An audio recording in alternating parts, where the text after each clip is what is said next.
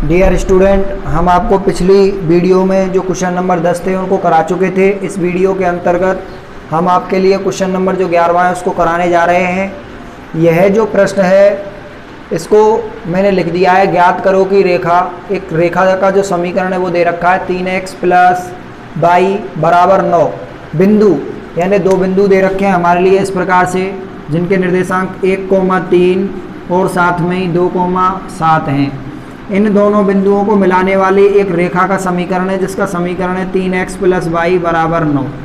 यह है और इसको एक बिंदु पर काटता है। एक बिंदु पर काटता है तो माना कि उसके निर्देशांक x और y मान लेते हैं। किस अनुपात में विभाजित करेगा, तो यानी उनका अनुपात निकालना है। इनका अनुपात निकालना है कि ये जो बिंदु है तो ये किस अनुपात में काटेगा। अब देखिएगा, हमें अनुपात ज्ञात करने के लिए इस बिंदु के निर्देशांक होना जरूरी है और इस बिंदु के निर्देशांक ज्ञात करने के लिए हमारे लिए इसका जो अनुपात है वह जरूरी है।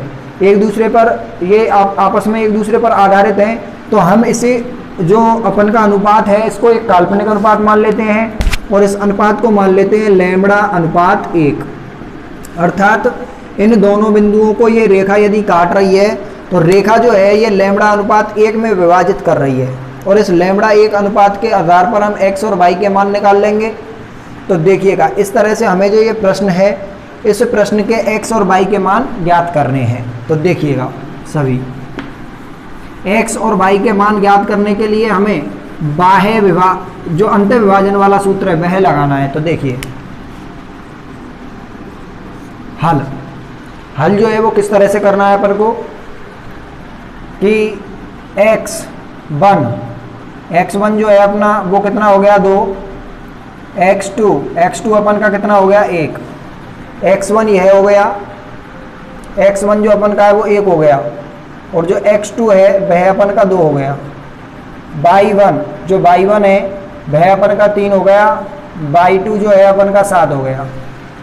m1 और m2 यह मेरा एक काल्पनिक अनुपात था, इसलिए m1 मैंने लैम्बडा माना था और m2 जो है वो मेरा 1 हो गया, अर्थात λ/1।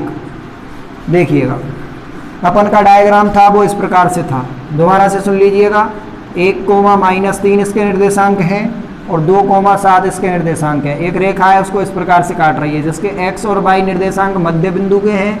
मध्य बिंदु नहीं, जो इस बिंदु को काट रहा है बीच में काट रहा है, जो से अनुपात हमें जिसका निकालना है और इसका समीकरण है 3x + y = 9 और इसको मैंने λ/1 में मान लिया है। तो हमें x और y के निर्देशांक ज्ञात करने हैं। तो देखिएगा,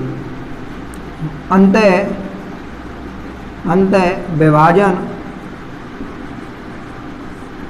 सूत्र से x y का मान, x और y का मान ज्ञात कर रहे हैं। ठीक है, तो x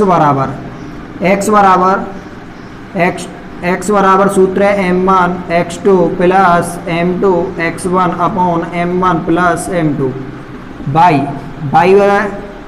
ये y का है m1 y2 + m2 y1 / m1 + m2।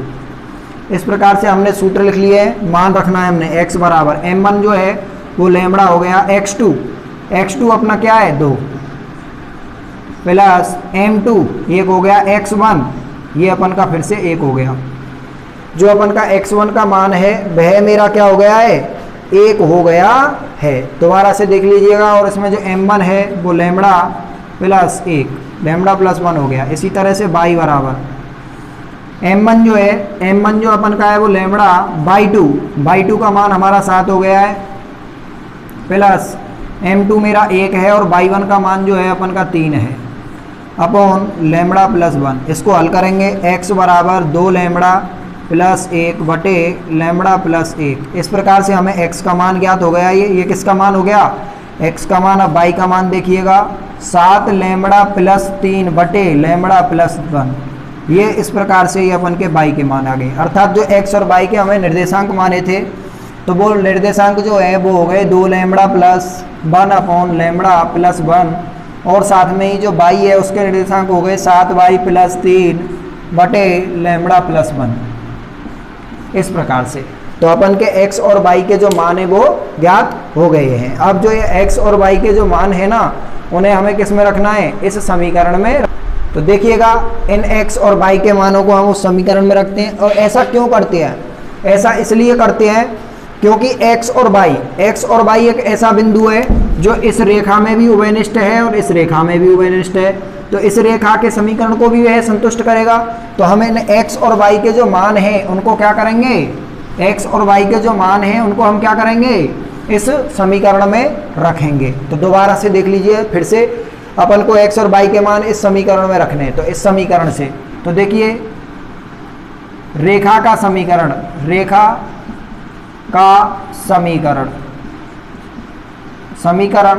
से, रेखा के समीकरण से हमें रेखा का समीकरण लिखना है 3x + y = 9। और x का मान हमारे लिए दे रखा है, y का मान दे रखा है, तो 3 और ये हो गया 2 लैम्बडा + 1 अपॉन लैम्बडा + 1 और उसके बाद प्लस y का मान अपन के लिए दे रखा है, क्या दे रखा है, 7x + 7 लैम्बडा + लैम्बडा + 1, इस तरह से बराबर 9। जो अपन का समीकरण है उस समीकरण में मैंने x और y के मान रख दिए हैं। अब मुझे कुछ नहीं करना है, इसको हल करना है। हल करूँगा तो सबसे पहले इस 3 को इससे गुना कर देता हूँ। तो 6 लैम्बडा + 3 बटे लैम्बडा + 1 + 7 लैम्बडा + 3 बटे लैम्बडा + 1 बराबर 9। क्यों ना मैं इन दोनों को कॉमन लेकर के उधर पहुंचा सकता हूं, अर्थात ये दोनों एक साथ उधर जाते हैं। 6 लैम्बडा + 3 + 7 लैम्बडा + 3 बटे, और इसके नीचे वाला ये टर्म उधर चली जाएगी, तो 9 इंटू बराबर लैम्बडा + 1। और इसको जब मैंने इसको गुना किया है तो 6 लैम्बडा + 3 प्लस, और ये हो गया 7 लैम्बडा, ये कितना था, 7 लैम्बडा + 3 बराबर 9 लैम्बडा + 9। इस तरह से ये अपन का आगे यहाँ तक तो कुछ नहीं किया है, इसको यहाँ तक हल किया है। अब हल करने के बाद आपको इसको देखना है किस तरह से। अब मैं आगे हल करने जा रहा हूँ, तो देखिएगा कुछ नहीं करना है कि जो 6 लैम्बडा है ना, इस 6 लैम्बडा यानी 6 लैम्बडा को इस तरह से अपन को इस लैम्बडा को और इस लैम्बडा को जोड़ करके ये 13 6 और 7 13 हो गए, 13 लैम्बडा, और इस लैम्बडा को इधर ले आते हैं तो 9 लैम्बडा घट जाता है, और ये 3 और 3 6, तो 9 - 6 इस तरह से। और जब अपन ने इसको घटाया है तो ये अपन के हो गए 4 लैम्बडा बराबर 2, नहीं 3 होगा, 3, अर्थात 4 लैम्बडा बटे 3। दिखाई नहीं दे रहा है, ठीक है। देखो कुछ नहीं किया है, इसको हल किया है। हल करने के बाद ये 6 और 7 हो गए 13 लैम्बडा, माइनस ये 9 लैम्बडा को इधर ले आए तो ये माइनस का हो गया बराबर 9। 3 और 3 6 हो गए, इस 6 को हम उधर ले गए तो 9 से घट जाएगा, और ये हो गया 4 लैम्बडा बराबर 3, और लैम्बडा बराबर 3/4 ये हो गया। तो अतः समीकरण जो है, कौन सा समीकरण है, जो 3x + y बराबर 9, हाँ, अतः समीकरण जो है यह रेखाखंड को 3:4 में विभाजित करता है। तो इस प्रकार से अपना जो प्रश्न है वह कंप्लीट होता है। अब आप अपना जो अगला प्रश्न है उसको देखिएगा। अब देखिएगा क्वेश्चन नंबर 12वां, वह अनुपात ज्ञात करो जबकि बिंदु -3, P बिंदुओं -5, -4 और -2, 3 को अंत विभाजित करता है, और साथ में ही हमें P का मान भी ज्ञात करना है। तो देखिएगा कुछ भी नहीं है, ये जो प्रश्न है इसमें ये एक ऐसा बिंदु है जो कि इससे बने हुए रेखाखंड को अंत विभाजित कर रहा है। तो अंत विभाजित का सूत्र लगेगा। तो देखिएगा हल, 2 बिंदु हैं इस प्रकार से, एक के निर्देशांक हैं -5, -4, और दूसरे के निर्देशांक हैं -2, 3। अब इनको एक बिंदु है इस प्रकार से जो कि जिसके निर्देशांक है 3, P, अब ये जो बिंदु है ना, ये उसको अंत विभाजित कर रहा है, तो ये किस अनुपात में विभाजित कर रहा है, m1 और m2 हमें ज्ञात करना है। हम सभी जानते हैं, पहले हमने एक प्रश्न किया था उसमें कि m1 और m2 का मान सिर्फ और सिर्फ यदि एक निर्देशांक हमारे मध्य का ज्ञात है, यदि वह बिंदु जो कि उस रेखाखंड को निर्देशांकों में बांट रहा है, यदि उसका एक बिंदु भी हमें ज्ञात है तो हम उसका m1 और m2 निकाल सकते हैं। तो सबसे पहले हम अंत विभाजन जो सूत्र है उससे m1 और m2 का मान किससे निकाल सकते हैं, -3 से, क्योंकि इसमें ये x का मान दे रखा है। उसके बाद जब हमारे मान निकल जाएंगे तो उसके बाद हम p का मान भी निकाल सकते हैं।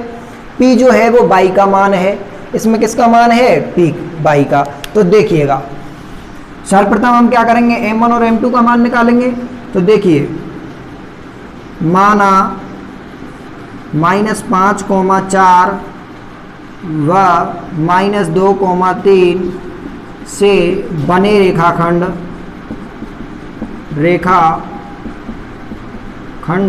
को -3, p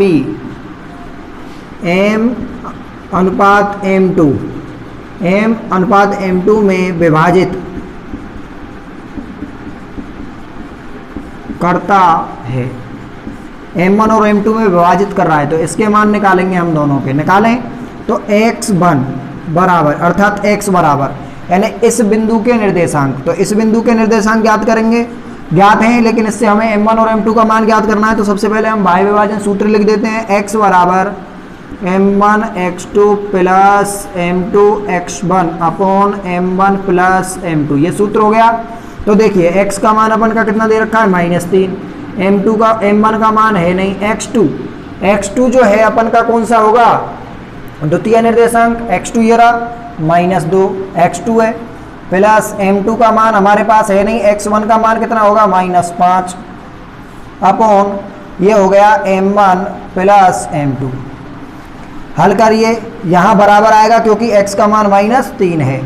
इसको जब मैंने हल किया है तो -3 -2m1 प्लस ये क्या हो गया, माइनस अर्थात -5m2 बटे m1 प्लस m2, इसको इससे गुना किया क्योंकि ऐसी सिचुएशन में अपन क्या करते हैं, वज्र गुना।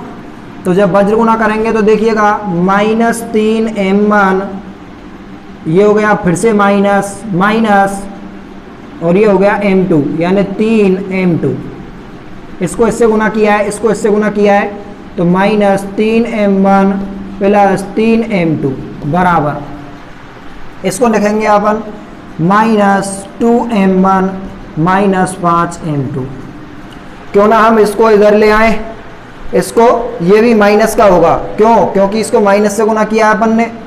इसको जब अपन लाएंगे इधर, तो जब इधर इसको लाएंगे तो इसका जो मान है वो क्या आ जाएगा, देखो -3m1 प्लस -3m2 बराबर माइनस का इधर प्लस का आ जाएगा 2m1 प्लस ये हो जाएगा 5m2। देखिएगा अपन के जो m1 है वो इधर 2 हैं, इधर 3 हैं, तो क्यों ना हम यूँ कर सकते हैं 3m1 जो है m2 में से m3 में से m2 गया, दोबारा से देख लिया, दिखाई नहीं दे रहा है, ठीक है, इधर देख लो, इधर देख लीजिएगा -3m1 -m2 plus 2m1 plus 5m2। तो इस 3 में से इस ये 2 गए तो -3 -1m1, और उसके बाद फिर अपन का जो m2 है ये 5 है, ये 1 है, तो ये कितना बन गया 4। ये कितना है अपन का, ये जो अपन का होगा अपन का m2 कितना था, देखिएगा दोबारा से देख लीजिएगा, यहाँ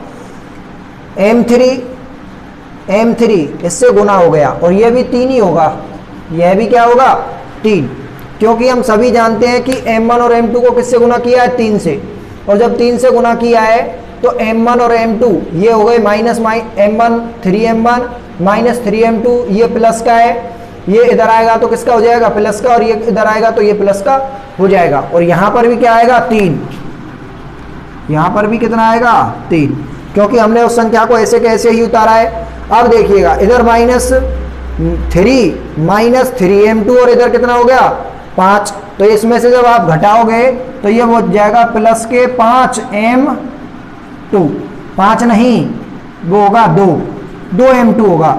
और इस m2 को इधर ले आओगे तो m1 बराबर 2m2, ऐसा इस पक्ष को हम इधर ले आए और इधर ले आए तो m1 बटे m2 बराबर 1:2, 1/2 होगा, 1/2 होगा। तो जो हमारा m1 और m2 का मान है वो कितना आ गया, 1/2। हाँ जी, तो कुछ विद्यार्थी ये कह रहे हैं कि सर ये m1/m2 का 1/2 आंसर कैसे आया, तो दोबारा से देख लीजिएगा। देखो दोबारा से अपन ने यहाँ हल किया है -m1 -3m1 -3m2। तो देखो m1 में से m2, 3m1 में से 2m2 गए तो 1m1 बचा, एक -m1 का बचा, प्लस एक 5m में से 3 -m2 गए तो 2m2 बच गए। अब देखो आगे m1 जो है ना, ये m1 बराबर 2m2, अर्थात मैं इसे ऐसे भी तो लिख सकता हूँ, इस ये माइनस का है तो इधर को, इसको मैं इधर ले आऊँ बराबर में, तो m1 बराबर 2m2, इस तरह से लिख दिया। अब देखो इसको मैं इसको इधर ला रहा हूँ, कोई परेशानी थोड़ी है। इसको मैं यदि इधर ले आऊँ 2, ठीक है, तो इसको यहाँ से हटा दिया जाएगा और हटाने के बाद इसको इससे गुना करें तो m1 इधर, तो अपन क्या करेंगे m2 बराबर, यदि m2 ही m2 में निकालूँ तो m2 बराबर क्या हो गया, m1 बटे 2 हो गया। और अब देखिएगा m1 को इधर ले आया, m1 है, अब इस m1 को मैं उधर ले जाऊँ माना कि, तो वज्र गुना होगा इस तरह से होगा। तो क्यों ना अपन यहाँ तो मान लेते हैं 1/2 बराबर, और ये m2 बटे m1। नहीं आया समझ में, दोबारा से देख लीजिएगा। तो इस तरह से हमने क्या है, वज्र गुना किया है, एक तरह से कैलकुलेट किया है इसको, इस प्रकार इसको कैलकुलेट किया है। और हमारा देखिएगा फिर से अब आया है m1 बराबर तो हो गया 2 और m2 बराबर हो गया कितना, 1। अर्थात हमारा जो मान है ना m1 और m2 के मान ये आ गए। इस तरह से इसको कैलकुलेट किया है, कुछ नहीं किया है। हाँ जी आ गया होगा, चलो ठीक है, m1 और m2 के अपन के मान आ चुके हैं। अब देखो आगे हमने m1 और m2 के मान निकाल लिए, तो अब हमें किसका मान निकालना है, p का। अब हमें किसका मान निकालना है, p का। तो अंतर विभाजन है और p अपने आप में बाई कहा जा सकता है। तो देखिएगा p बराबर, अर्थात p को मैं बाई कह सकता हूं, और जो बाई होता है उसका बाई का जो सूत्र है वो क्या होता है, x m1 by 1 by 2 m2 by 1 upon m1 plus m2, इस प्रकार से हो गया।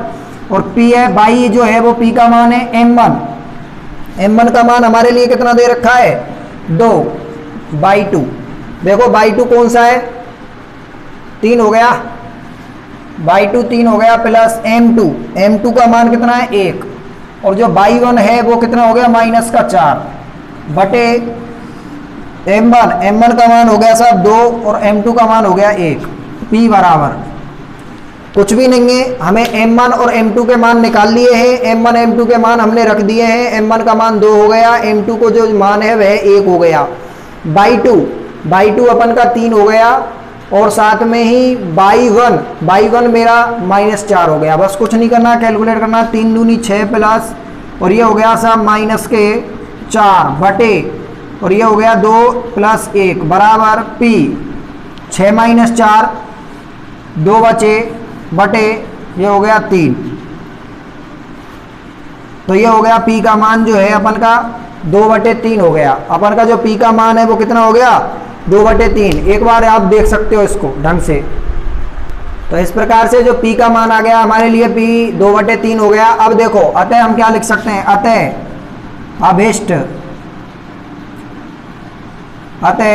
जो अभिष्ट अनुपात है ना,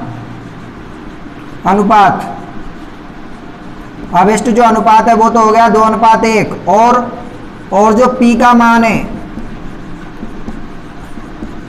वो क्या हो गया, 2/3। p का जो मान है वो 2/3 हो गया। दोबारा से सुन लीजिएगा, यदि किसी को परेशानी आ रही हो तो देखिएगा।